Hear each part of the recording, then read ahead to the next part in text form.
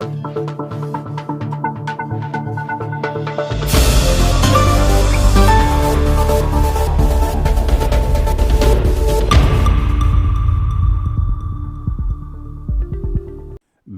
ritrovati dalla redazione. Crolla un muro all'interno della Medfer, un impianto di recupero di rifiuti non pericolosi in strada per la Rosandra, di fronte al distributore di benzina. L'incidente si è verificato ieri pomeriggio.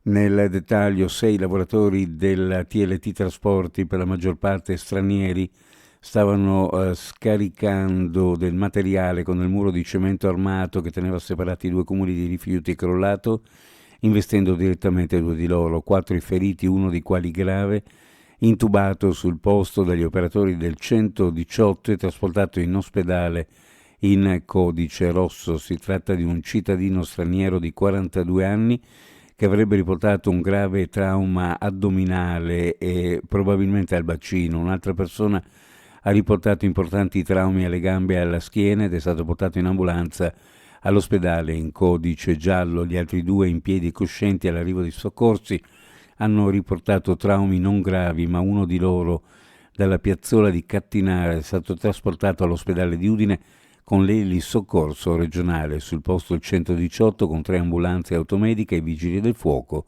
e i carabinieri. Ryanair sbarca ufficialmente nel Trieste Airport con la nuova base Game Changer presentata ieri in aeroporto a Ronchi dei Legionari. La 19ª base italiana Ryanair porterà in Friuli Venezia Giulia fino a 600 posti di lavoro, compresi impieghi ben retribuiti per piloti, personale di bordo, ingegneri, e 18 rotte previste per quest'estate. Il più grande operativo estivo di sempre da e per Trieste.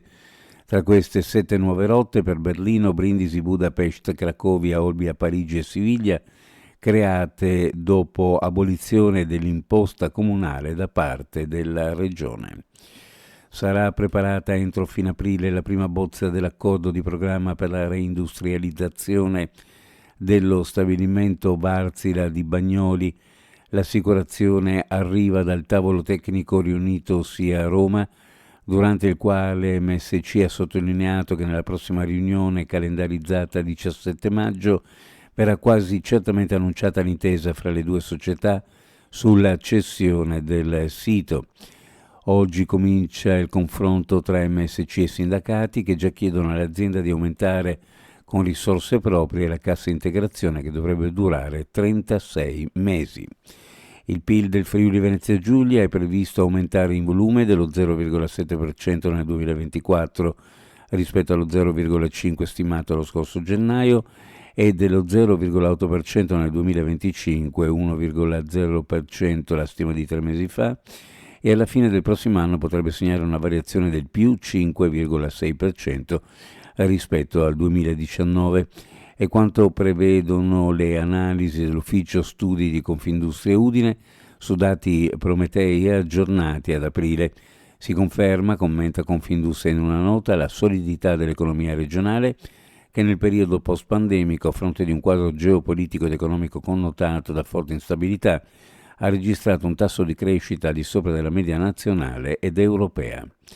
Uno sguardo alle previsioni meteorologiche per la giornata. Cielo generalmente nuvoloso coperta, piogge deboli o moderate su bassa pianura e costa. In giornata possibili deboli precipitazioni sparse su altre zone con quota neve sui 900 metri circa, 600-800 sul Tarvisiano. Possibili locali rovescio temporali nel pomeriggio, bolla moderata sulla costa fino al pomeriggio, temperatura ancora sotto la media del periodo. Temperature minime fra 4 e 7, le massime fra 11 e 14 in pianura, sulla costa minime fra 6 e 9, massime fra 11 e 13 gradi centigradi.